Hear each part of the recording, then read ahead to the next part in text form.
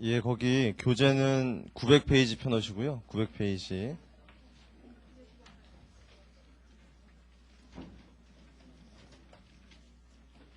그 다음에 지금 칠판에 적어놓은 거는 여러분한테 이미 공지를 한번 했는데 여러분들 그 보강을 해야 진도를 다 나갈 수 있을 것 같아서 보강을 하거든요. 2번.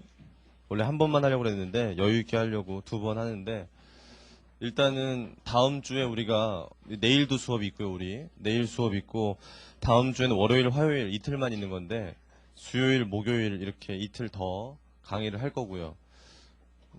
아직 저렇게 해요. 강의실은 똑같고 여기. 근데 그 못 오시는 분이 있을 수 있을 것 같은데 자기 개인적인 사정으로 또는 뭐 다른 강의를 들어서 가급적이면 오시고요. 본인이 정말로 못 온다 그러면은 저 이틀 동안 저한테 다음 주 월요일 날 저한테 그 이름하고 저희 웅지 경영 아카데미 아이디하고 이렇게 가르쳐 주시면 이 동영상으로 녹화하기 때문에 그 녹화된 강의를 볼 수 있도록 해드릴 테니까 전날 못 오시는 분들은 저한테 꼭 월요일 날 주세요. 적어가지고 다시 한번 적는 거 가르쳐 드리면 이름 웅지 경영 아카데미 아이디를 적어서 저한테 주시면 돼요. 그리고 언제 강의를 볼 수 있는지 날짜하고. 근데 녹화된 강의는 언제 볼 수 있냐면요. 다음 주 수요일, 목요일 녹화하니까 녹화된 뒤에 일주일 정도 후에 올라가거든요. 그러니까 다음 주 수목 이후에 일주일 뒤 정도. 그 정도의 날짜를 원하는 날짜. 주말이면 주말, 평일이면 평일 이렇게 해서 날짜를 적어주시면 제가 입력해 드리면 되니까 그렇게 할게요. 그래서 웬만하면 오세요. 웬만하면 오시고 그렇게 해서 진도 나가겠습니다. 그래서 오늘 14장이 끝나고요. 내일은 15장 할 거고요. 다음 주 월요일 날 되면 16장 할 거고 다음 주 화요일 날 16장이 끝나면서 17장에서 18장까지 할 것 같고 18장 현금 흐름표가 할 게 꽤 많거든요. 그래서 현금 흐름표를 수요일 날, 목요일 날 이틀에 걸쳐서 할 것 같아요. 그 다음에 19장하고 20장 있잖아요. 할 게 없어요, 별로. 한 1시간, 2시간 정리하면 다 되기 때문에 19장, 20장은 할 거 없고 18장까지만 정리하면 다 되니까 그렇게 진도 나가겠습니다. 그 다음에 그 여러분들 중급회계 다 들으신 다음에 추가적으로 이제 재무회계 공부하실 때 이제 고급회계라는 게 있고 그 다음에 다음 달에는 개설되지 않는데 저희 중급회계 연습이라는 강좌가 있어요. 이거 잠깐 소개만 시켜드릴게요. 이게 어떤 강좌냐면은 일단 고급회계라는 것은 중급회계 다음 단계로 배우는 과목이고 이 중급회계에서는 여러분들이 한 회사의 회계 처리만 배우거든요. 여러분이 지금 중급회계 배운 내용을 보면 하나의 회사에서 발생하는 거래들을 배우잖아요, 우리가. 그걸 어떻게 기록할 거냐, 그리고 어떻게 재무제표 만드느냐. 그래서 한 회사의 재무제표를 만들어요. 그런데 이 고급회계에서는 뭐 하는 거냐면은 둘 이상의 회사의 회계 처리를 배워요. 둘 이상의. 그러니까 합병이라든지 연결이라든지 결합이라든지 이런 거 나중에 이때 나오는데 그거는 하나의 회사만 가지고 하는 게 아니라 둘 이상의 회사가 관련되잖아요. 합병을 한다는 얘기는 다른 회사를 합쳐버린다는 얘기고 연결한다는 얘기는 자회사의 재무제표를 합친다는 거거든요. 결합한다는 것도 계열회사의 재무제표를 합치는 거거든요. 그렇기 때문에 이게 둘 이상의 회사의 회계 처리를 배우는 게 나오고요. 그 다음에 파생금융상품 회계 처리가 나오고 그래요. 그래서 여러분이 어떤 시험을 목적으로 할 때 이것도 시험 범위에 들어가면 이것까지 해야 돼요. 그리고 고급 회계를 하시면 중급 회계 때 배웠던 것 중에 복습이 잘 되는 게 뭐가 있냐면은 지분법. 지분법이라는 게 좀 어렵잖아요, 처음에. 지분법이라는 게 고급 회계를 들으면 완벽해져요. 이게 지분법이. 연결과 똑같은 거기 때문에 연결을 좀 알면 지분법을 잘 할 수 있고요. 그 다음에 합병 배울 때 뭐가 나오냐면은 영어권과 부영어권. 영어권, 부영어권. 그거 우리 배웠는데 그것도 굉장히 자세히 해요. 그래서 그런 것들이 좋기 때문에 1개월 과정이고 여러분들 그 시간적 여유가 있으면 듣는 게 좋은데 고급 회계 강좌는 자주 열리질 않아요. 여러분들이 그 뭐 듣는 사람이 많지 않고 그래서 온라인은 있는데 오프라인 강좌는 가끔 열리거든요. 그래서 제가 자주 강의는 안 하는데 다음 달에 할 것 같아요. 3월 달에 주말반을 고급 회계를. 그래서 다음 달 한 다음에는 아마 당분간 안 할 것 같거든요. 그래서 혹시 고급 회계를 들어야 될 계획이 있으면 3월 달에 4월 달에도 있긴 있어요. 제가 안 하고 신촌에서 있긴 있는데, 그래서 여러분들이 편하신 대로 이렇게 계획 세워서 들으시고, 이 중급회계 연습이라는 강좌가 1개월 과정으로 있는데 저희 학원에 이거 뭐냐면요. 여러분들 중급회계를 들으면 제가 그런 사람 많이 봤는데 2달 동안 듣고 나니까 다 들은 것 같은데 찜찜하잖아요. 이게 찜찜하고 다시 보니까 잘 모르겠고. 근데 이 중급회계를 공부하면은 회계 원리 때 했던 것들은 다 잘해요. 중급회계책 공부해 보시면 앞부분은 회계 원리 때 했던 게 많잖아요. 많고 회계 원리 때 했던 것들은 다 쉽게 해요. 근데 그거 이외에 어려운 주제들이 어렵잖아요. 뭐 채권 채무 조정이라든지 뭐 투자자산의 지분법이라든지 8장의 금융비용 자본화, 뭐 9장의 부행업권, 그다음에 뭐 10장에는 뭐 사채, 그다음에 12장의 전환사채, 뭐 이런 것들이 어렵잖아요. 처음 배우는 것들이. 그래서 그런 것들 때문에 이 중급회계를 다시 들어야 되느냐 이런 고민에 빠지는 사람들이 꽤 많은데, 중급회계를 다시 들으면 똑같은 얘기 또 듣는 거예요. 제가 뭐 이거 너 다시 듣는구나, 너 때문에 내가 다시 뭐 다른 것만 모르는 것만 이렇게 해주지 않잖아요. 중급회 강의가, 정규 강좌가. 그러니까 똑같은 얘기를 또 들으니까 자기가 모르던 건 또 모르겠고 알던 건 또 알겠고, 이렇게 단점이 좀 있어요. 계속 들으면. 그래서 이 어려운 것들, 이 중급회계 책에서 어렵다고 생각하는 주제들, 저거 나중에 보시면 이렇게 하는 주제들이 열거되어 있는데 그것들만을 하는 강좌예요. 그래서 이 신촌에서 이런 강좌가 있는데 혹시 자기가 중급회계에서 좀 미비된 부분, 좀 어렵다고 생각되는 부분을 좀 잘 정리하고 싶으면 이거 듣는 게 굉장히 효율적일 것 같아요. 그래서 김현식 회계사라고 제 후배인데 혹시 아시는지 모르겠는데 굉장히 강의를 열심히 해서 저도 좀 늦게 끝내잖아요. 저보다 더 늦게 끝내요. 그래서 굉장히 열심히 가르치는데 아무튼 그 친구가 하니까요. 나중에 혹시 관심 있으면 그렇게 하시고 넘어가겠습니다. 그래서 900페이지 보세요.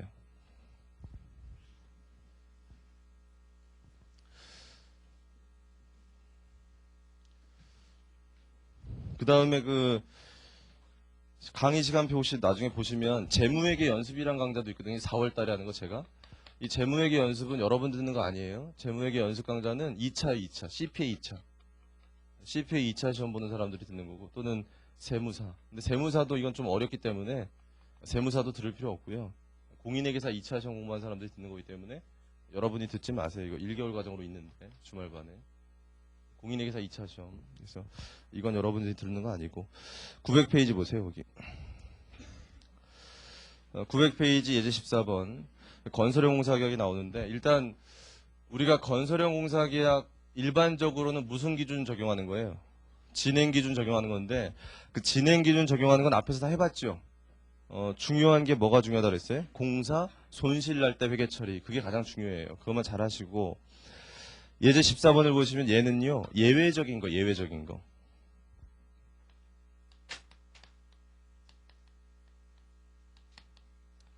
거기 자료를 좀 읽어보세요. 자료 읽어보니까 얼마짜리 공사예요, 거기?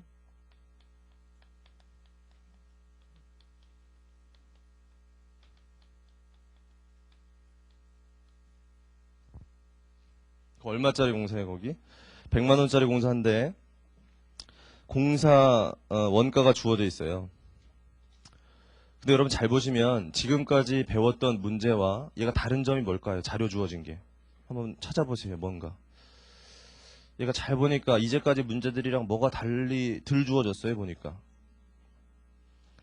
미래 추가로 발생할 예상 원가가 안 주어졌죠. 그러니까 각 회계년도에 총공사 예정 원가가 얼마인지 몰라요. 뭐가 안 주어졌는지 알겠습니까? 그러니까 얘가 뭘 계산할 수 없냐면 진행률을 계산할 수가 없어요. 거기 읽어보시면 왜 얘가 미래 예상 원가가 안 나왔냐면은 미래가 예측이 안 된대요. 재료비와 인건비가 어떻게 변할지를 지금 전혀 모르겠대요. 하도 불확실해서. 그래서 미래 원가를 예측하기 힘들대요. 뭐 그럴 수 있겠죠 뭐. 그래서 미래 원가가 안 나왔기 때문에 총공사 예정 원가를 모르니까 진행률 계산이 안 되더라 이런 얘기예요. 진행률 계산이 안 되면 뭐를 못 한다는 얘기예요. 진행 기준 못 하는 거예요. 앞에서 그렇게 했잖아요. 그 예외적으로 앞에 899페이지에 거기 동그라미 1번에서 수익 금액을 신뢰성 있게 측정할 수 없을 때, 즉 진행률을 모를 때는 뭘 못 한다? 진행 기준 못 해, 아니, 저희 그 진행 기준 못 해요. 진행 기준 못할 때는 원래 뭐 하면 돼요? 완성 기준 하면 되는데 우리 완성 기준 인정하지 않기 때문에 예외적으로 뭐라고 뭐 써 있었었죠 아까. 그게 뭐 원가 회수법이라고 발생 원가 범위 내에서 회수 가능한 금액을 공사 수익 잡고 발생 원가 전액은 비용 잡는다. 그런 얘기 써 있었단 말이에요. 그 방법을 하라는 게 이 문제가. 그 요구사항 보시면은 회계 처리하라고 돼 있는데 요구사항에다 단서 조항 하나 적으실래요? 거기 지금 쓰세요. 요구사항에다 단 요구사항에다가 단 공사 대금은 모두 회수 가능하다고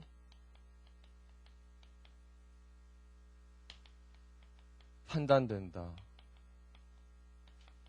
이렇게 하나 적어 놓으세요. 거기다가 단서 조항. 단 공사대금의 회수는 모두 회수 가능하다고 판단된다. 거기 써 놓으시고. 자, 그럼 보세요. 자, 이거는 일단 진행률을 모르니까 하는 방법을 가르쳐 드릴 테니까 이거 잘 들으셨다가 그렇게 하시면 됩니다. 일단 요거를 다 더하면 얼마 돼야 될까요? 이 문제도 요거 다 더하면 얼마 돼야 될까요? 100만 원 돼야 되죠. 100만 원. 얘 다 더하면 얼마 돼야 될까요? 다 더하면 90만 원 돼야 되죠. 그럼 결과적으로 이익은 얼마 나는 거예요? 10만 원 나는 거고 밑에 있는 거 다 더하면요. 당연히 10만 원 돼야죠. 이렇게 되는 거 일단 이거 알겠어요? 이렇게 되는 건 알겠죠, 이거? 자, 그랬을 때 얘가 지금 진행 기준 쓰려니까 뭘 알아야 됩니까, 이게? 진행률을 알아야 되는데 진행률을 모르겠어요. 그러니까 얼마 잡을지 모르겠죠, 이게 지금. 그랬을 때 아까 기준이 어떻게 돼 있었죠? 뭐죠? 발생한 원가 중에서 회수 가능한 금액 범위 내에서는 수익 잡고 발생 원가 전액을 비용 잡아라 이렇게 돼 있죠. 자, 하는 법 가르쳐 드릴게요. 이 방법 할 때는 항상 얘부터 적으세요. 얘부터. 밑에 원가부터 적으세요. 항상. 원가를 발생 원가 다 적으세요. 일단. 저 따라서 해보세요. 이거를 다 적으시면은 이 방법이 여기 수익에 들어가는 금액은 30만 원을 넘을 수 있다 없다. 30만 원을 넘을 수 없다예요. 얘가 분명히 뭐라고 돼 있냐면 발생 원가 범위 내에서 회수 가능한 금액을 잡다고 돼 있잖아요. 얘가. 그러니까 얘를 넘을 수가 없어요. 최대 30이에요. 최대 30. 이해했어요? 이게 원가 회수법이라 그랬잖아요.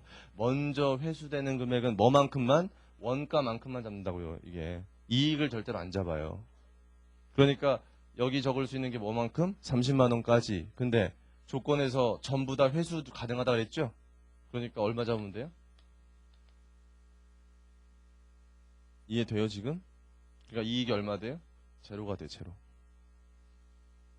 그 다음에 여기 적는 거는 누적으로 생각하는 거예요. 누적. 누적으로 원가가 얼마죠? 누적으로 원가가 얼마예요? 60.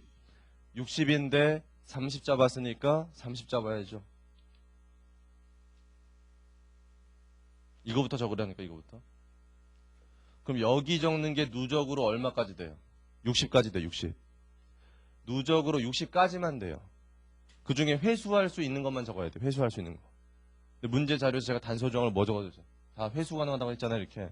그러니까 다 되죠. 다. 얼마? 60. 60 접으려니까 얘가 30이잖아요. 이렇게 되면 되죠? 또 제로예요. 어렵지 않아요. 그러니까. 논리만 알면. 여기부터 저 여기. 여기 얼마예요? 30이 30. 전체가 90이니까. 됐어요? 그럼 여기 들어가는 거, 여기 잘 생각하세요. 여기 들어가는 게 얼마까지 원래? 90까지죠, 원래는. 근데 90까지는 원래 불확실성이 존재할 때, 진행률을 모를 때인데, 이땐 진행률이 몇 프로예요? 100%라는 게 이제 알잖아요. 이때까지는 진행률 몰랐잖아요. 이때 완성됐잖아요, 완성.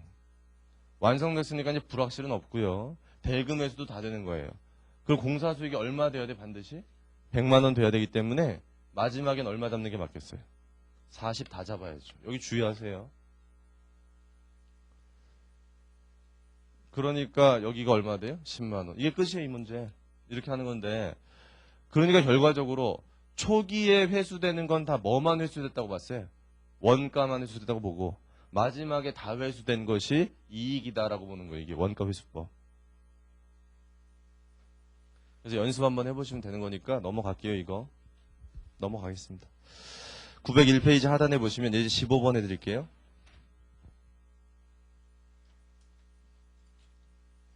그 예제 15번이 이제 저거거든요. 그 대금 회수가 불확실해지는 거. 예제 15번. 그것도 시험에 나온 적은 없어요. 근데 출제 가능성은 약간 있어요. 여러분 지금 해드린 거 주체가 칠판에 이것도 출제된 적은 없어요. 지금 우리가 같이 한 거 출제된 적이 없는데 한 번 정도 나올 수도 있을 것 같아요. 요거 901페이지 하단에 보시면 이제 15번 2000X 1년 2000X 2년 그 자료 보세요. 같이 자료 정리할게요. 지금 100만원짜리 공사인데 24만원 51만원 추가 발생 예상 원가가 56만원 34만원.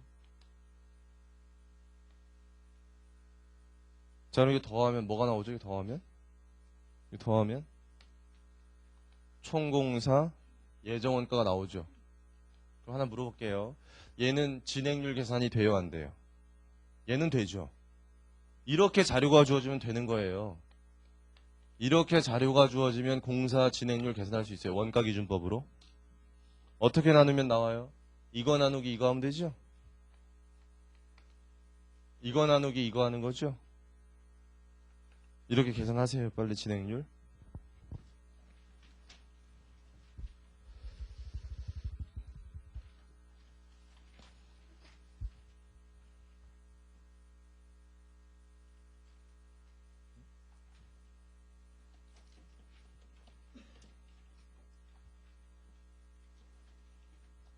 자, 다 나왔어요? 그럼 진행률이 나왔으니까 무슨 기준에 따라 수익을 인식할 수 있는 겁니까? 진행 기준에 따라 할 수 있는 거죠. 진행 기준에 따라 하는 거니까 우리가 이제까지 본 진행 기준으로 해볼 거예요. 진행 기준으로 해보려고 하니까 여기 들어갈 게 얼마 들어가면 되죠? 얼마짜리 공사예요? 100만원짜리니까 30만원 들어가면 되는 거죠. 이렇게 30%니까 원가는 24만원이에요 6만원이에요 어렵지 않죠 여기? 자 이렇게 됐는데 그럼 진행 기준 계속 쓰면 되는데 문제가 뭐냐면 자료가 2002년 초가 되니까 무슨 일이 벌어졌대요? 2002년에 902페이지에 2002년에 뭐가 됐대요? 이 발주자가 망하게 생겼대요. 발주자가 망하게 생겨가지고 뭘 못 받을 것 같아요?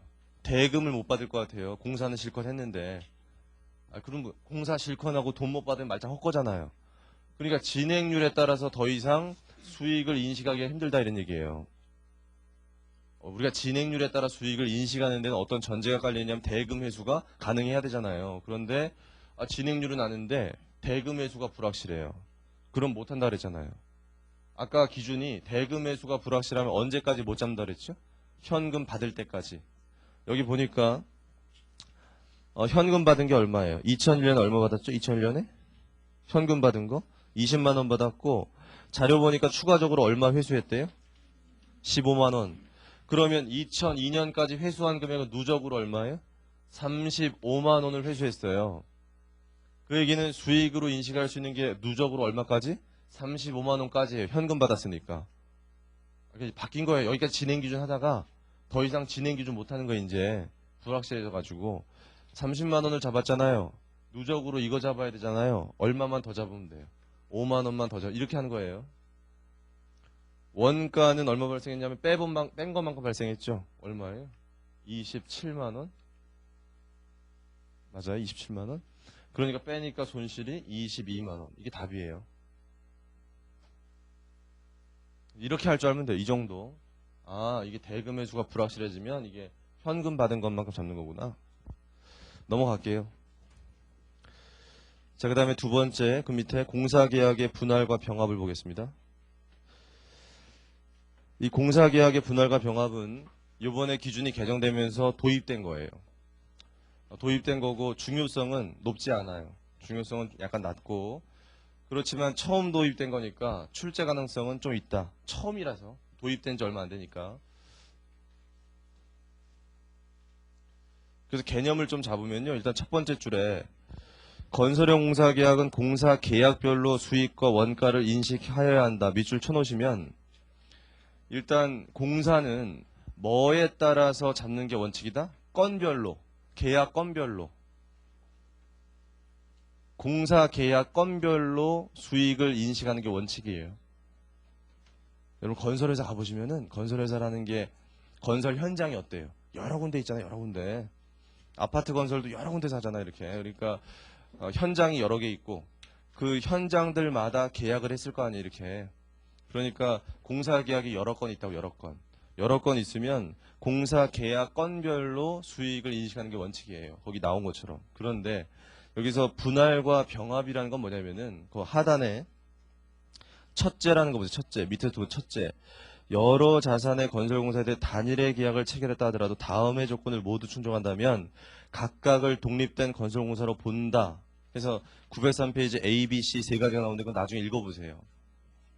읽어보시면 야 걔가 그렇게 되면 각각을 쪼갤 수 있구나. 이런 게 좀 알 수 있게 돼요.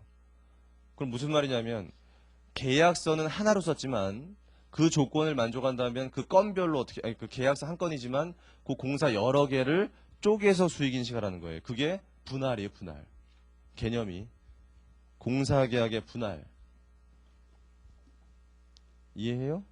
그 다음 거기 둘째 보세요. 903페이지 둘째. 둘째는 복수의 계약을 체결했는데 아래 조건을 만족한다면 단일의 계약으로 보겠다. 이런 얘기예요. 한 건으로. 밑에 한번 읽어보시고 지금.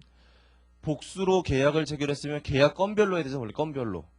그런데 그 밑에 있는 조건을 만족하면 한 건으로 보겠다. 이런 얘기잖아요. 그걸 공사계약의 병합이라고 해요. 병합. 개념만 알면 되고요. 그 밑에 있는 예제를 한번 풀어드릴게요. 예제 16번. 공사계획의 분할과 병합인데 굉장히 쉬워요. 거기 아파트와 상가를 건설하는데요. 건설회사가 D회사인가요? 아니야.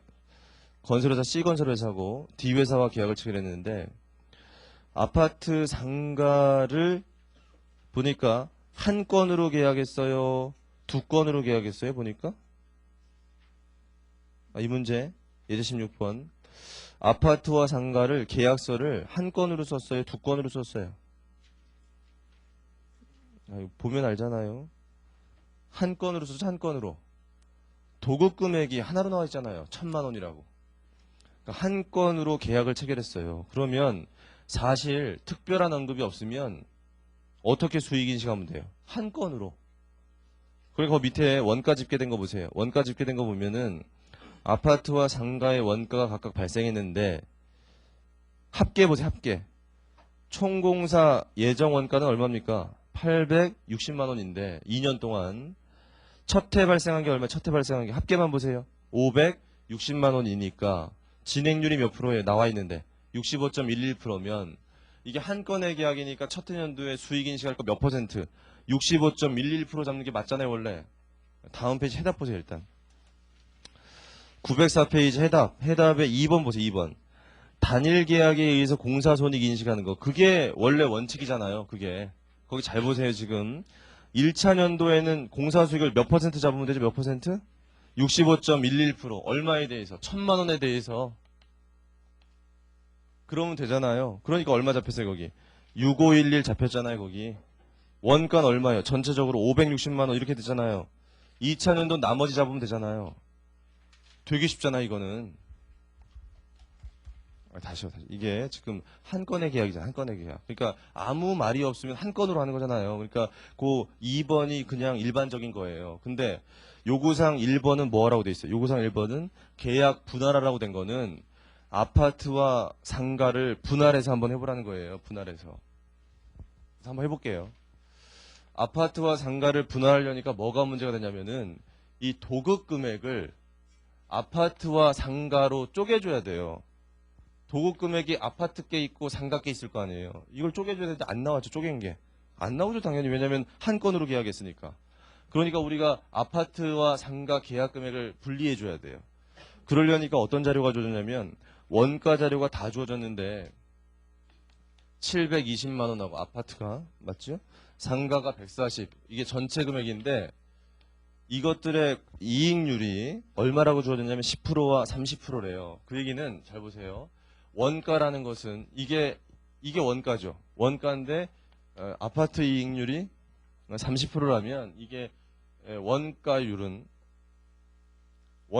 얼마라는 얘기죠? 원가율은 90%라는 얘기니까 1-0.9로 나누면 이게 뭐가 나오겠어요? 도급 금액이 나오겠죠. 얘도 이익률이 30%면 원가율은 70%니까 70%로 나누면 도급 금액이 나와요. 무슨 얘기냐면은 이 원가라는 게 여기다 70% 곱한 거 아니에요. 여기다 90% 곱한 거고. 그러니까 이렇게 계산하니까 800, 200 이게 딱 1000이잖아요. 그렇게 맞춘 거예요, 문제를. 그러니까 두 개 더하니까 1000 되니까 이렇게 쪼개지잖아요. 자, 이렇게 쪼개지면 분할에 따라서 공사 수익 인식할 때는 잘 보세요. 2000X 1년에 수익 인식할 때 아파트에 대해서는 여기다 몇 프로 곱해야 돼요?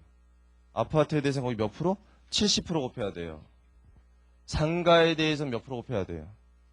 상가는 40% 거기 40% 진행률 그거 곱해서 계산하면 답 나오거든요. 집에 가서 해보세요. 출제 가능성은 낮고 연습을 한번 해보세요. 넘어가겠습니다. 904페이지 분양공사 할게요. 분양공사 중요해요. 분양공사 중요하니까 잘 보세요, 지금.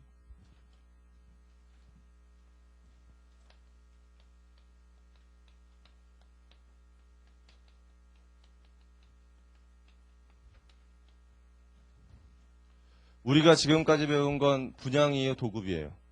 지금 도급. 지금부터 분양을 좀 해볼 건데, 이 분양공사는 아까 잠깐 말했던 아파트 분양이라든지 상가 분양이라든지 이런 게 많아요.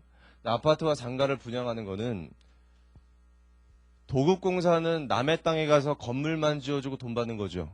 이게 도급이에요. 도급공사는 용역 매출 성격이에요. 건설회사가 서비스를 제공하는 거예요. 서비스. 도급공사는. 반면에 분양공사는 어떤 성격이냐면 건설회사가 토지를 구입해서 거기다 아파트를 짓거나 상가를 지어서 어떻게 하는 거죠? 파는 거예요. 파는 건데 아까도 얘기한 것처럼 선분양하기 때문에 상가도 선분양하잖아요. 상가 선분양하는 것 때문에 그 굿모닝 시티인가 그거 막 문제됐잖아요. 계약자들이 미리 돈 다 냈는데 돈 다 갖고 그래가지고 선분양하니까 선분양하는 것 때문에 얘네들이 무슨 성격이라고 그랬어요? 예약 매출. 이 분양공사가 이미 다 판매는 됐고 주문받은 것을 만들어서 팔잖아요. 보니까 분양공사 예약 매출, 도급공사 용역 매출 이렇게 분리가 되는데 우리가 지금까지는 도급공사 위주로 했는데 지금부터 뭐 할 거냐면 이제 분양공사를 할 거예요. 근데 분양공사를 하게 되면 이 분양공사는요, 뭐가 도급공사랑 다른 차이점이 먼저 토지 원가가 생겨요. 도급공사에선 토지 원가라는 게 안 나왔잖아요. 왜냐하면 내가 땅 사서 지어주는 게 아니라 그 땅 갖고 있는 놈이 발주한 거 아니에요? 건물 지어달라고. 남의 땅 가서 건물만 지어주는 거거든요.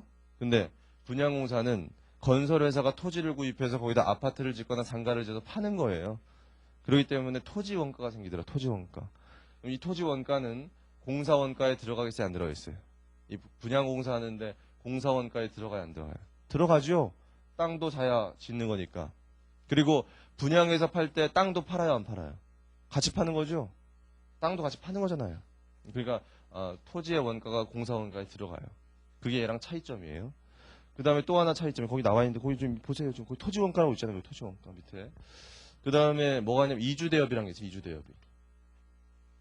이주대여비 순금융 비용이라는 게 여기 나오죠. 밑에. 동그라미 2번. 그게 뭐냐면은 이 분양공사 하는 게 여러분들 재건축하는 거죠. 재건축. 재건축하는 게 2000X 0년이 있고 2000X 1년이 있고 2000X 2년이 있으면 재건축을 들어가는 게 보통 2000X 1년 초라 그러면은 재건축을 들어가려면 그 재건축 하기 전에 거기에 살고 있던 누가 있어요? 주민들이 있을 거 아니에요, 원래. 거기 주민들이 살고 있을 텐데 그 주민들이 어떻게 해줘야지만 건설을 할 수 있어요? 다 이사 가야죠, 이사. 아파트 다 비워야 될 거 아니에요, 여기. 그러니까 이주를 해야 돼, 이주. 그래서 이주를 하는데 이주라는 게 하루아침에 되는 게 아니니까 기간이 필요하잖아요. 이사 다니려면 이렇게. 그럼 건설공사를 시작하기 전에 미리 이주를 해야 돼요. 근데 중요한 것이 이 주민들이 이주를 하려면 뭐가 필요해요? 돈이 필요해요. 왜냐하면 아파트를 팔고 가는 게 아니라 아파트에서 재건축을 해서 한 2년 동안 공사하면 다시 입주할 거 아니에요. 그러니까 2년 동안만 어디가 살고 오는 거예요, 지금. 그러면 2년 동안 살려고 하는데 아파트 판 게 아니라 돈이 안 생겼잖아요. 이 사람들 돈이 있어야 전세라도 살 거 아닙니까? 어디가 전세. 이렇게. 그러니까 돈이 많이 필요해요. 그러니까 이 돈을 누가 대주냐면은 건설업체가 대줘요. 왜냐면은 이 건설업체들은 이 좋은 곳의 분양, 이 재건축을 따내기 위해서 굉장히 치열한 경쟁을 한다는 거 아세요? 거기 뭐 재건축하는 아파트 가보면 플랜카드 걸려있잖아요. 뭐 건설회사가. 새해 복 많이 받으세요. 그러면서 우리가 잘 지어줄게요. 뭐 이렇게 하면서 뭐 잘해보겠습니다. 뭐 하면서 막 이렇게 붙여놓잖아요. 그 건설업체 누가 결정하는 거냐면 재건축 조합에서 결정하는 조합. 그 조합의 조합장이 굉장히 힘이 세요. 이 건설업체에서 아주 갖은 로비를 다 해요. 자기들이 따내려고. 왜 얘네들이 그렇게 따내냐면 일단은 재건축을 하면 그 자리가 좋다면 수익성이 있죠. 일단. 그 주민들 다 입주한 다음에 남는 아파트는 분양하기 때문에 그럼 얘네들이 돈 벌 수도 있거든요. 돈 버는 것보다도 그 땅이 굉장히 매력적인 위치에 있다면 그 땅 위에다가 자기들 아파트를 짓는다는 것이 그 회사의 마케팅 효과가 돼요. 마케팅. 다른 아파트 짓는데 도움이 돼요. 왜냐하면 좋은 곳에 그 아파트가 있으면 거기 아파트 옆에 다 건설회사 이름 붙어 있잖아요. 이렇게 보면 건설회사 이름 붙어 있으면 좋은 곳에 그 건설회사 저 건설회사가 좋구나. 이런 어떤 이미지 효과가 있잖아요. 이미지 효과. 그래서 여러분들 삼성이 아파트를 최근에 많이 졌죠. 이게 과거 90년대 전에는 그렇게 안 졌는데 90년대 이후에 아주 많이 지었는데 이 삼성이 특히 어디 많이 지었냐면 마포 지역에 많이 지었어요. 마포. 그 강변도로 따라가다 보면 거기 굉장히 삼성 아파트를 많이 지었고요. 마포 이게 들어오는 공덕동부터 거기 다 삼성이잖아요. 거기. 거기에다가 그렇게 적극적으로 삼성이 지은 이유가 뭐냐면은 외국인들이 우리나라에 들어올 때요. 비행기 타고 오니까 김포공항을 통해서 오거나 인천공항을 통해서 오잖아요. 예전에 김포도 국제공항이었으니까. 근데 지금 인천에서 오겠지만 거기서 하여튼 올 때요. 서울 들어올 거 아닙니까? 다 서울에서 일 보니까. 서울을 들어올 때 오는 길이 항상 강변북로를 타서 마포를 지나서 시내 중심으로 가요. 호텔들이. 다 마포를 지나가 이렇게. 강변북로 따고. 그러니까 이게 거기다 집중적으로 삼성 아파트를 지으니까 외국인들이 한국 와서 여러분들 외국 가면 이렇게 막 주변을 보잖아요. 이 나라는 어떤지. 근데 한국 와서 놀라는 거는 한국처럼 아파트가 많은 나라가 없거든요. 여러분 외국 나가면 알겠지만 아파트밖에 없잖아요. 우리나라가 서울에 오면 참 신기하잖아요. 외국인들이. 그래서 아파트를 막 본단 말이에요. 아파트가 고층 아파트가 있으니까 아파트를 보는데 여기도 봐도 삼성, 저기로 봐도 삼성밖에 없잖아요. 아 한국이 삼성 나라구나 이렇게 인지를 하게 되잖아요. 이 삼성이 정말 좋은 회사구나. 이 한국에서 이렇게 널리 인지가 되고 있구나 이런 광고 효과가 되잖아요. 이게. 그래서 좋은 지역에 얻으려고 노력을 많이 해요. 이 자기들 아파트를. 근데 아무튼 얘가 이제 잘 지으려고 이 주민들을 꼬셔야 되니까 주민들한테 가진 아양을 부려야 되는데 이게 그러니까 이 전세 자금을 다 빌려줘요. 전세 자금 다 빌려주는데 이 건설업체가 돈을 쌓아놓고 있는 게 아니기 때문에 당연히 금융기관을 통해서 빌려주겠죠. 금융기관에서 돈을 빌려가지고 빌려준단 말이에요. 이렇게. 그러면 금융기관들은 얘네들한테 뭘 받아가겠어요? 이자를 받아가겠죠. 이자. 그럼 이자 비용 부담이 생기는데 이 이자 비용 부담을 주민들한테 그냥 전가시킨다면 주민들이 얘를 선택하지 않겠죠. 이 이자 비용은 얘가 떠안아야 되고 얘한테는 무이자로 해주든지 아니면 저리의 이자로 해줘야 될 거 아니에요. 그럼 자기가 부담하는 이자와 얘한테 받는 이자의 차이가 생기겠죠. 그게 바로 이주대여비 거기 순금융비용이라고 하는 거예요. 그만큼을 누가 떠안는 겁니까? 이 건설업체가 떠안는 거고 그것은 어디로 가야 될 것 같아요? 공사, 원가로 가야겠죠. 건물 지으려고 하는 거니까. 그게 분양공사에서만 생겨요. 도급공사가 아니라. 그래서 분양공사에서 생기는데 이게 또 하나 중요한 거는 이 이주대여비 순금융비용은 공사를 시작하기 전부터 발생한다는 거예요. 공사를 시작한 이후에도 발생은 해요. 계속. 빌려주고 있으니까. 근데 중요한 사실이 공사 시작하기 전에 발생해요. 공사 시작하기 전에는 공사 원가에 집어넣으려고 했더니 공사가 안 되고 있잖아요. 일단은 미리 발생한 것은 거기 읽어보시면 나왔는데 선급공사비로 잡아놨다가 자산으로 공사가 시작됐을 때 배분해 주도록 돼 있어요. 배분. 이해하시겠어요? 그렇게 돼 있는데 그걸 한번 문제를 풀어볼게요. 905페이지 보시면 그림도 나와 있으니까 여러분들 그림 잘 보시고 예제 17번 보실래요? 분양공사 있는데 미로건설주는 상계동 지역의 아파트를 재개발하기로 했고요. 100가구고 분양가액은 10만원. 아파트가 10만원만 하면 좋겠죠.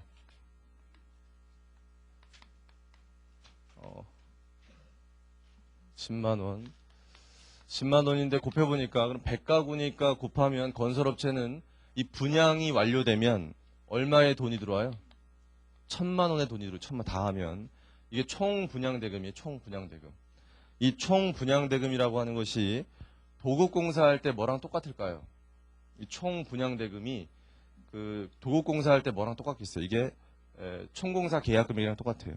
총공사 계약금에.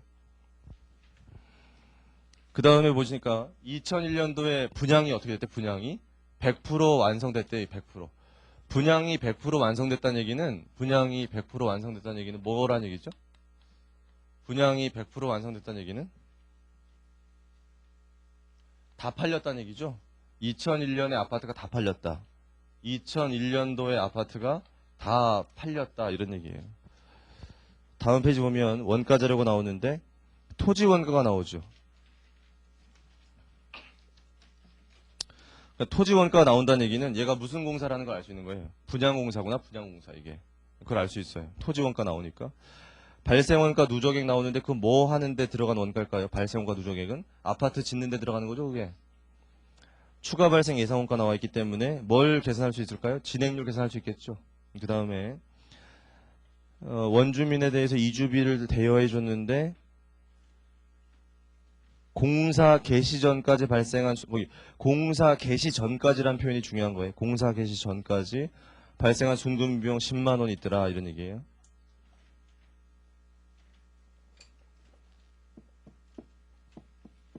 자 그러면 우리가 뭐 할 거냐면은 일단 그거 자료 가지고 분양 수익과 분양 원가를 잡아줘야 되는데 이 분양공사에서도 뭐를 계산하는 게 핵심이냐면 진행률이에요.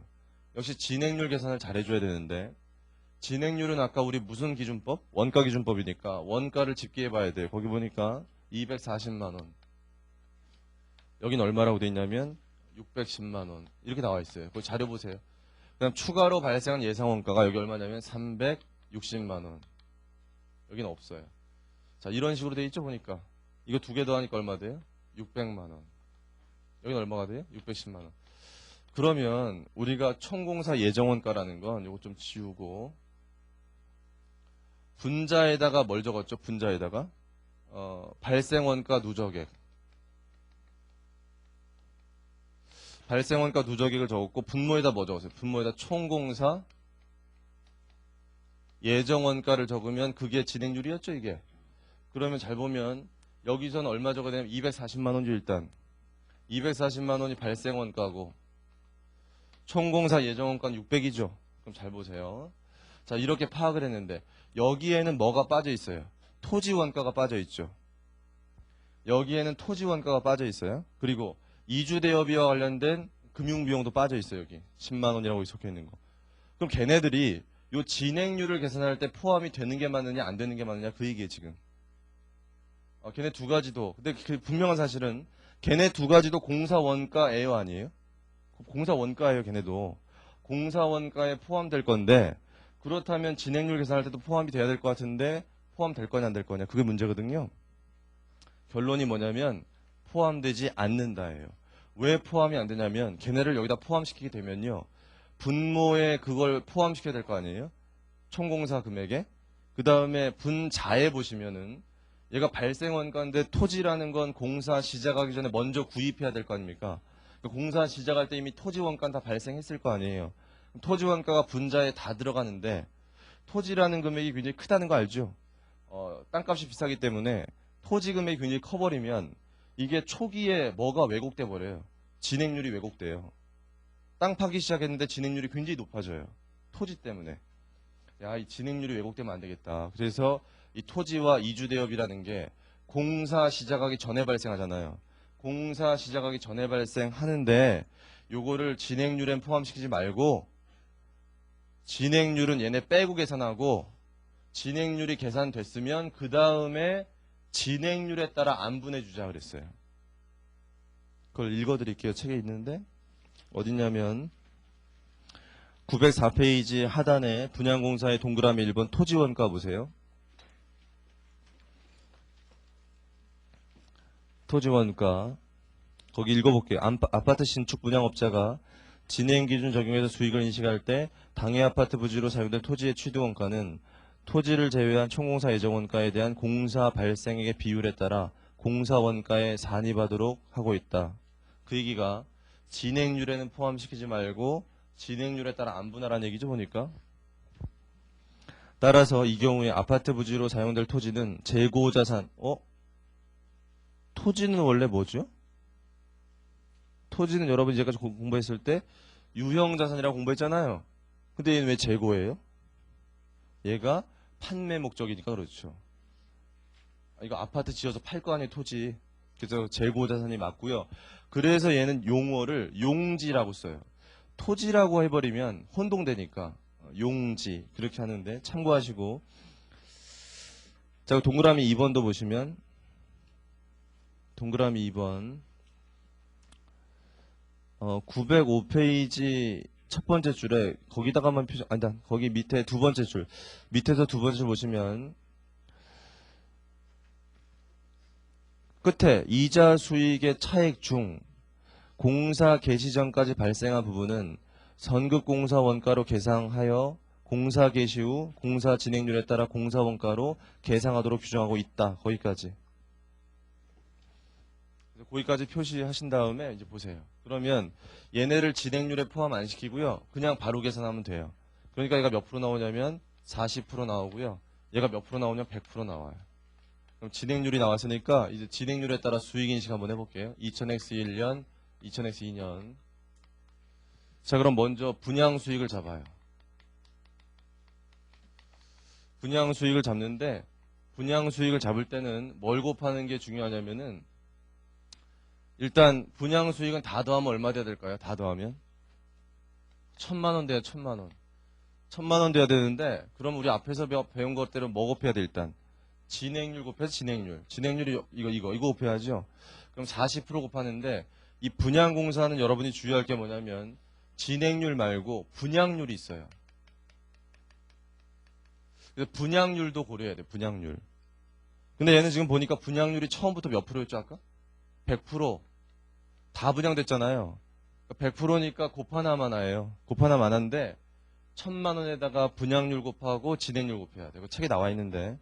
그러니까 이거 얼마 되냐면 400 돼요. 이게 왜 중요한지는 얘기할 거예요. 그 다음에 여기 나머지니까 600 되고. 그 다음 분양 원가 보세요. 여기를 분양이라고 쓰는 건 분양공사라서 그래요. 아까는 공사라고 했는데 그냥 분양이라고 쓰는 거 분양공사. 그 다음에 그 분양 원가 보면 건설하는 원가가 있고 토지 원가가 있고 이주대여비가 있잖아요. 그럼 건설하는 원가는 얼마씩 나와 있죠? 건설하는 원가 저기 240 여기 있는 빼보면 370 토지 원가 보세요. 토지 원가가 얼마 발생한 거예요? 2년 동안 200이죠. 200 전체가 거기 200 200인데 200을 이때 다 집어넣지 말자 그런 거죠. 뭐에 따라서? 요거 빼고 난 진행률에 따라서. 그러니까 여기 얼마만큼? 80 40% 곱하면 돼요. 나머지 120 이해하겠어요? 그 다음 이주대여비도 전체 금액이 얼마냐면 10만 원인데 이거를 한 번에 집어넣지 말고 진행률에 따라 40 60 이렇게 하래요. 됐나요? 이해했어요 여기까지? 그럼 공사원가가 이렇게 발생했죠? 요거밖에 없잖아요. 더 없죠? 다 더하니까 얼마냐면 324만원. 다 더하니까 얼마냐면 496만원. 맞나요? 이렇게 하면 이제 분양이익이 나오겠죠. 분양이익은 여기서 이거 빼면 되죠? 여기서 이거 빼면 되고. 이게 답이에요. 어디 나오냐면 책에 906페이지 맨 밑에 나오니까 확인해 보실래요 지금? 906페이지 맨 밑에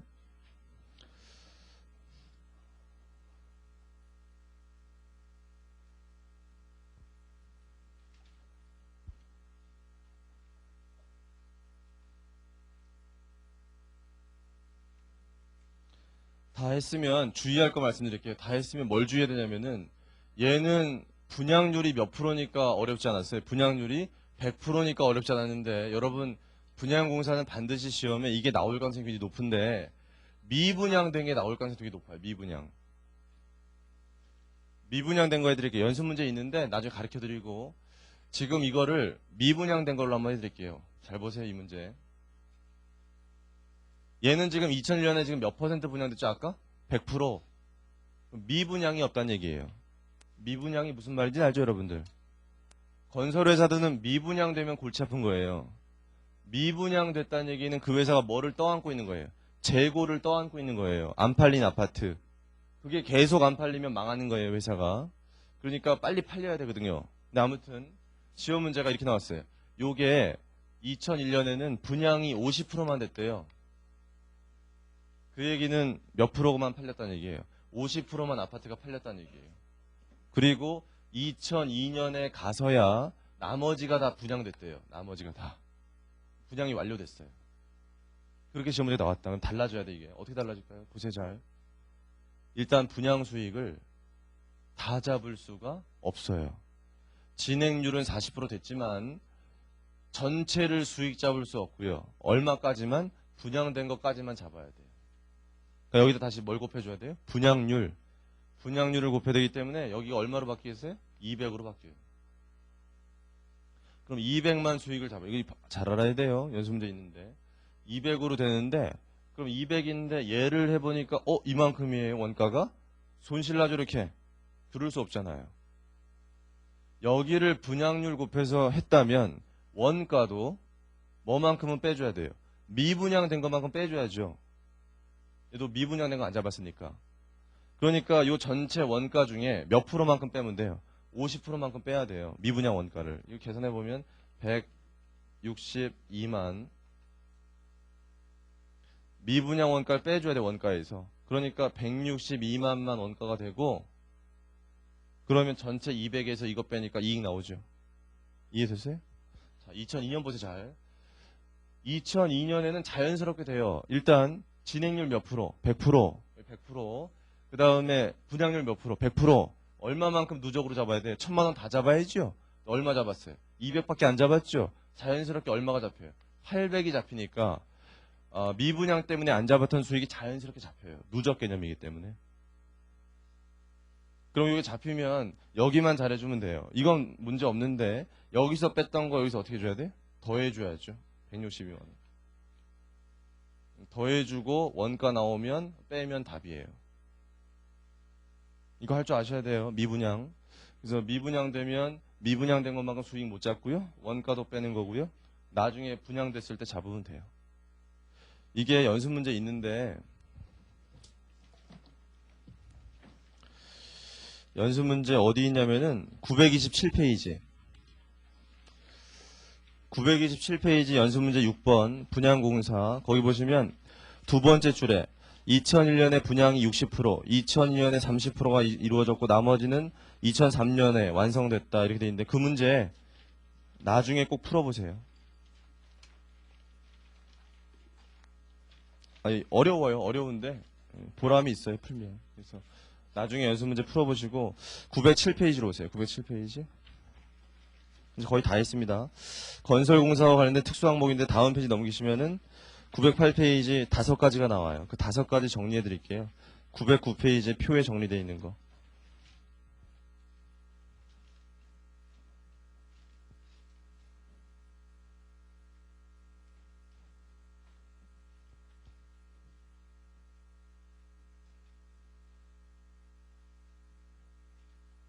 여기 보시면요. 먼저 첫 번째 건설자금이자가 나오는데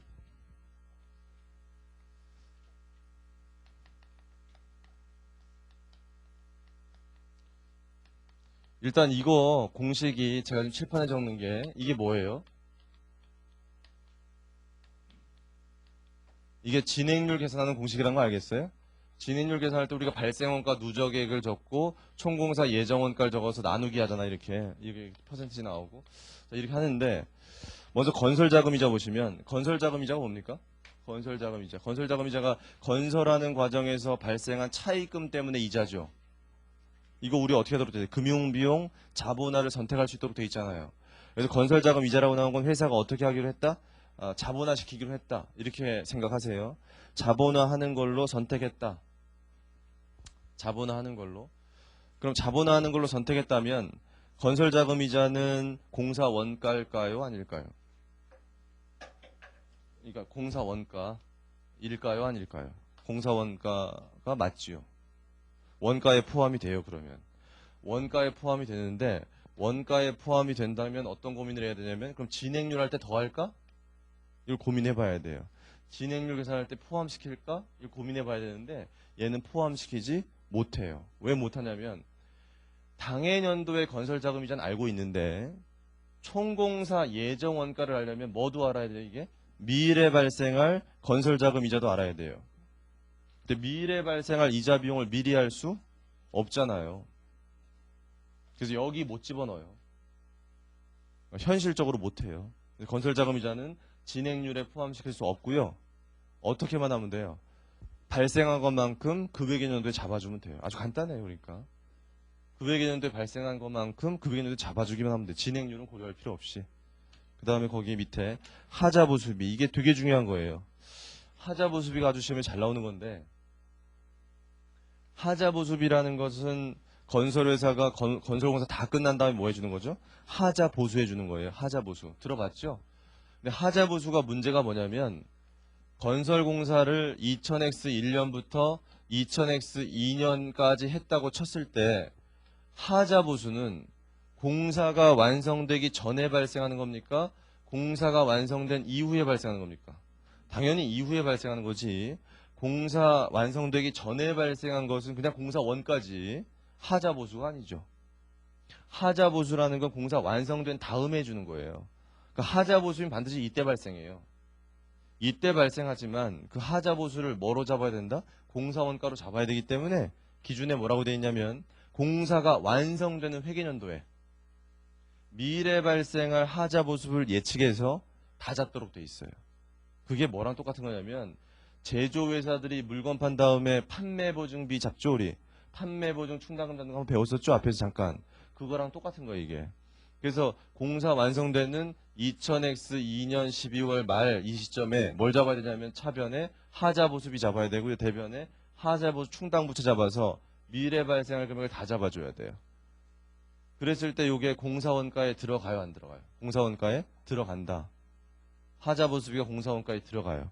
공사원가에 들어가면 진행률 계산할 때 포함시켜야 돼? 안 시켜야 돼? 진행률 계산할 때 포함을 시킬까 말까 고민해봤더니 얘는 시켜요. 왜냐하면 공사를 시작할 때부터 하자보수비를 얼마 부담할 건지 알았다면 하자보수비 금액을 알 수 있고요.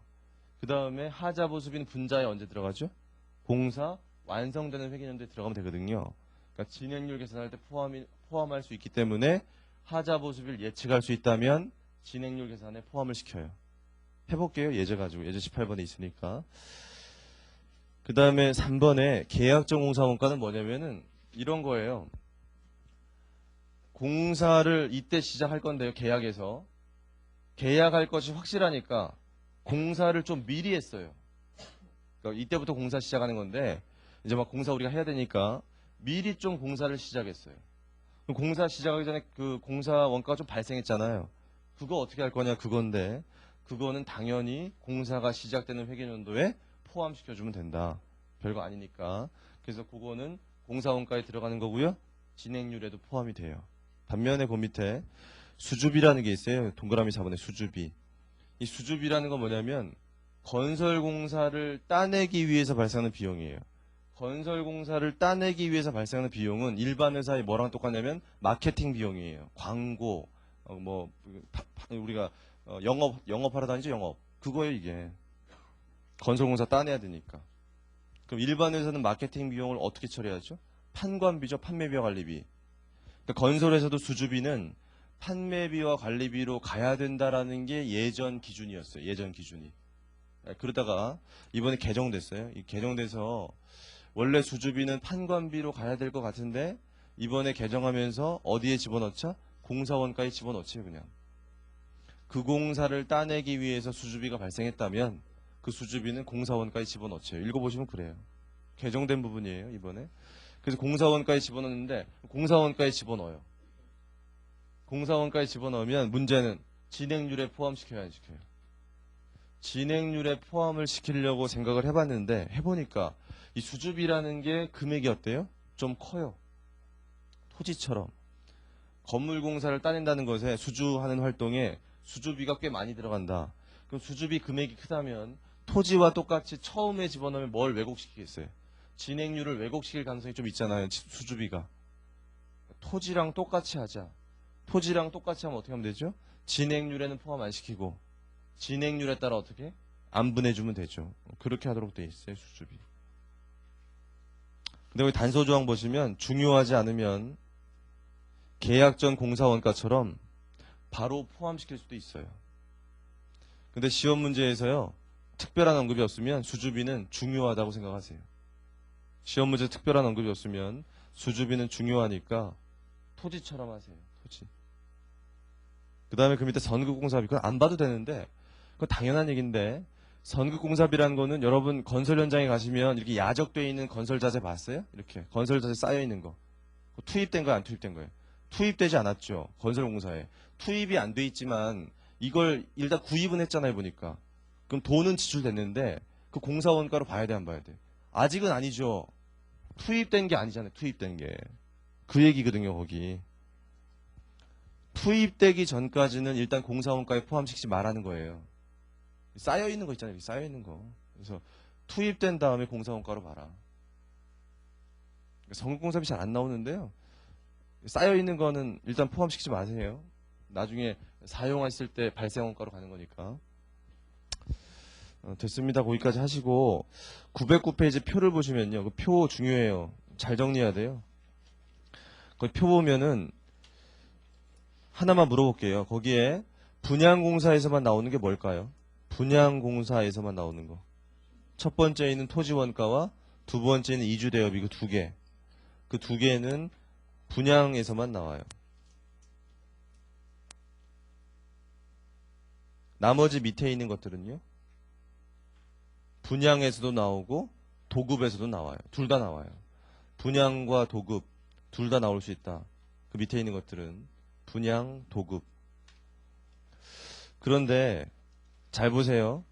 공사원가에 포함시키지 않는 게 뭐 있어요? 이 중에서 여러 가지 열거되어 있는데 공사원가에 포함 안 시키는 거 없잖아요. 보니까 다 포함되죠. 보니까 건설자금이자를 포함 가능이라고 표시한 거 왜 그래요?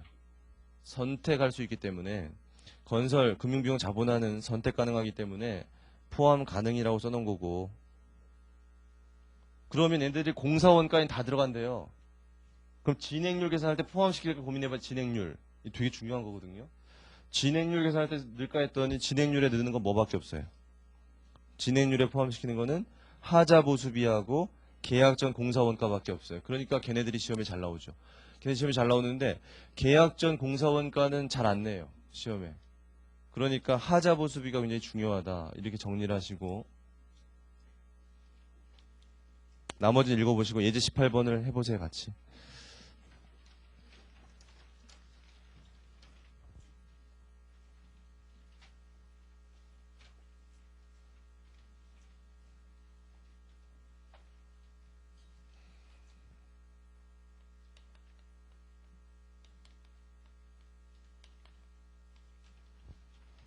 그 예제 18번을 보시면 총공사 계약 금액이 500이고요. 발생원가 누적이 130, 290, 385만, 그 다음에 예상원가가 195만원, 85만원, 없어요. 이렇게 돼 있어요. 일단 여기까지만 적으세요. 여기까지만. 일단 그 밑에 추가 자료 보세요. 추가 자료 첫 번째 계약 전 공사원가가 10만원 나와 있고 수주비가 20만원, 하자보수비가 계약 금액의 3%, 건설자금이자가 연도별로 나와 있고 다음 페이지 보시면 요구사항이 공사이익, 그 다음에 뭐 회계처리 이렇게 되어 있는데 일단 앞으로 가셔서 하나만 물어볼게요. 이 공사는 분양공사일까요? 도급공사일까요? 지금 이 공사 분양이에요? 도급이에요? 분양?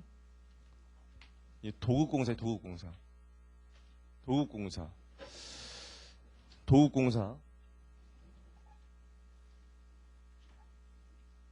도급공사. 분양이 아니에요. 분양. 도급공사고요. 도급공사인데 진행률을 계산하려고 해요. 지금 진행률. 진행률을 계산하려고 하니까 이게 발생한 원가고 실제 이게 추가 발생 예상 원가인데 여기에는 뭐가 포함 안 돼 있대요. 거기 열거된 거 포함 안 돼 있죠. 그럼 그 중에서 진행률 계산할 때 포함돼야 될 게 뭐가 있어요? 진행률. 하자보수비가 있죠. 하자보수비. 또 계약 전 공사원가가 있어요. 그거 말고는 포함이 안 되는데 그럼 우리가 진행률을 계산하려니까 총공사 예정원가를 알아야 되잖아요. 총공사 예정원가. 거기에는 여기에 포함되지 않은 걸 고려해야 되잖아요. 그러면 130만 원에 뭐가 빠져 있냐면은 이 실제 발생한 건데 여기에 뭐가 빠지죠, 거기?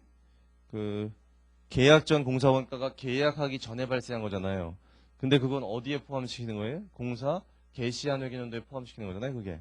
그 10만 원. 10만 원이요?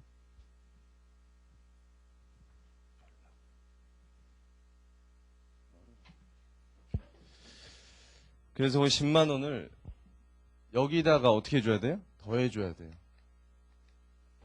실제 발생 원가로. 근데 여기다 더할 때 주의할 게 여기다 더하면 여기다 어떻게 해줘야 돼요? 이 옆에 여기 다 더해줘야 돼요. 왜 그럴까요? 누적액이니까 그래요. 그 다음에 요 밑에 보세요. 하자보수비가 있는데 중요한 게 하자보수비. 하자보수비가 3%니까 곱해보시면 얼마 나와요? 15만 원인데 그 하자보수비는 어느 회계연도에 발생하는 거죠? 어느 회계연도? 완성되는 회계연도에 발생해요. 발생이. 그럼 요때 얼마가 적히냐면 15만 원이 들어가야 돼요. 여기 이렇게. 그런데 여기 들어가면 여기 들어간다는 사실 알아야 돼요. 이게 되게 중요한 건데 하자보수비는 완성되는 회계연도에 발생하지만 미래 발생할 금액을 알 수 있는 거니까 예상 원가에 포함돼야 돼요. 이렇게 되니까 여기가 합계가 얼마 되냐면 410만 원 되고요. 이게 앞에는 얼마 돼요? 앞에는 여기가 다 더하니까 140, 210, 350, 400. 자, 이렇게 나와요. 그러면 이제 진행률, 공사 진행률은 어떻게 하면 나오겠어요? 요 140만 원을 요거로 나누면 되겠죠. 이게 몇 프로 나와요? 이게 40% 나와요. 이거 연습해 보셔야 돼요. 되게 중요한 거 이 예제. 요 300만 원을 400으로 나누니까 75%. 얘 나누니까 100%. 자, 그럼 이쪽에다가 이쪽에 2000x 1년, 2000x 2년, 2000x 3년. 먼저 공사 수익부터. 그다음에 공사 원가도 적어 드릴게요. 먼저 다 더하면 얼마죠? 다 더하면 얘는 얼마죠? 500. 500인데 얘는 뭐만 고려하면 돼요? 진행률만 고려하면 되죠. 얘는 뭐가 없어요? 분양률이 없어요. 아까 분양공사에는 분양률이 있지만 얘는 진행률만. 진행률을 곱하니까 이거 얼마 되죠? 얘가 200. 얘가 175만. 125만. 이건 계산해 보세요. 이렇게 진행률에 따라서. 다 더하면 500. 자, 공사원가를 보시면 이 문제 공사원가에 해당하는 게 꽤 많아요. 뭐가 있을까? 열거해 보세요. 실제 공사비가 있고 공사비 말고 뭐가 있죠? 공사비 말고 계약 전 공사원가가 있고 일단 그 다음에 하자보수비가 있고 그 다음 또 뭐가 있죠? 건설자금이자가 있고 또 뭐가 있을까요? 수주비가 있고 또 이런 게 있어요. 많죠 아주. 그럼 공사비부터 보세요. 공사비는 실제 발생한 게 얼마예요? 130이죠? 130. 그 다음 연도는 빼니까 160. 그 다음 연도는 빼니까 95만. 맞나요 이거? 맞는지 확인해 보세요. 그 다음에 계약 전 공사원가 여기 얼마 있는 거예요? 10만 원. 여기는 없죠. 없고. 요거 두 개 더하니까 140이잖아요. 요거 두 개 더하니까. 요거 두 개 더하니까 140. 발생 안 해. 이해돼요? 하자부 수비 잘 보세요. 하자부 수비는 여기 있어요, 없어요? 없고, 없고, 여기 들어가죠. 잘 보세요, 이거. 얘가 진행률 계산할 땐 예상 원가에는 들어, 예상 원가에는. 실제 발생한 건 요때만 발생하는 건 요때만. 건설 자금 이자는 발생한 것만큼씩 잡으면 돼요. 3만 원, 5만 원, 7만 원 이렇게. 수주비가 얼마냐면 20만 원이죠. 뭐만큼씩? 진행률만큼씩 배분해 주면 돼. 진행률. 진행률만큼씩 하니까 8만 원, 7만 원, 5만 원. 자, 이렇게 하면 합계금액 나오겠죠, 이거? 집에 가서 합계금액 내세요. 합계금액 내시면 전체 이거에서 빼면 뭐가 나오겠어요? 이익이 나오겠죠? 그렇게 하는 거예요. 그래서 여러분들이 아까 처음 했을 때 간단하게 나왔잖아요, 이 진행률이.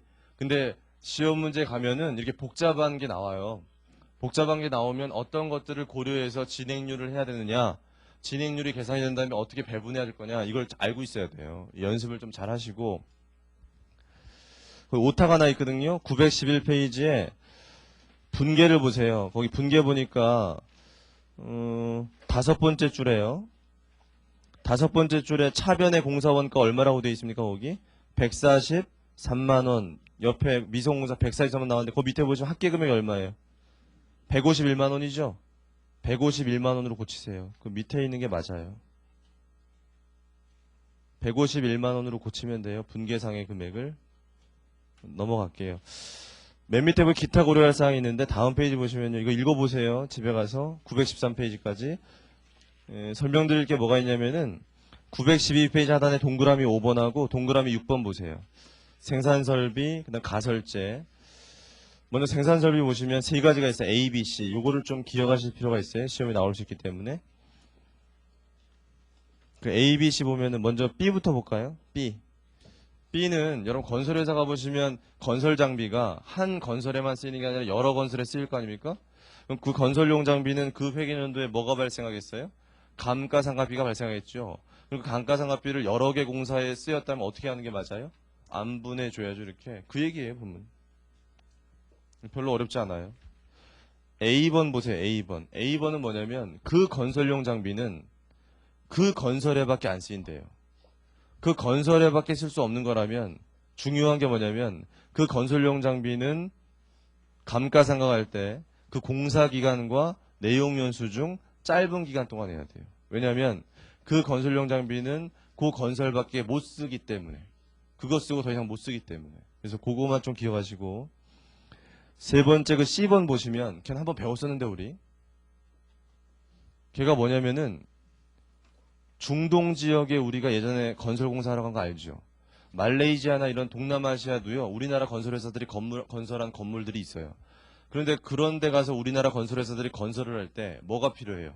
건설용 장비가 필요한데 그 공사를 하는 기간 동안에 그게 뭐예요? 유형자산으로서 감가상각하면 되죠. 그런데 그 해외에서 공사하다가 공사를 다 완성했어요. 그럼 철수해야 되는데 철수하려니까 건설용 장비들이 있잖아요. 그걸 들고 오려니까 무겁잖아요. 그냥 현지에서 처분하거든요. 이렇게.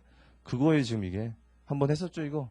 그럼 어떻게 알았어요? 그건 더 이상 유형자산이 아니니까 감가상각하지 말고 거의 대체했다가 처분했을 때 그게 회계 처리해라 이렇게 돼 있죠 그거. 기억하시면 돼요. 그렇게 이해 잘 하시고. 가설제라는 건 여러분 뭐냐면은 그 공사할 때 이렇게 인부들 떨어지지 말라고 이렇게 붙여놓는 거 보죠 여러분들. 그거는 공사 한 공사에만 쓰는 게 아니라 다른 공사할 때 또 쓸 수 있죠. 계속 재활용이 되기 때문에 걔네들의 성격은 유형자산이랑 비슷하다. 그래서 그 읽어보시면 그런 얘기들이 좀 나와 있거든요. 한번 읽어보시면 돼요. 그런 것들. 됐습니다. 그렇게 하시고 914페이지 보론 나와 있는 건 여러분들 기준서하고 저희 차하고 비교해드린 거니까 집에 가서 혼자 읽어보시면 뭐 될 것 같고요. 내일 오시면 잠깐 말씀드릴게요. 거기는 연습 문제들은 여러분이 선택해서 풀어보시는 거고 오늘 14장이 끝났고 내일 오시면 15장부터 하겠습니다. 수고하셨습니다.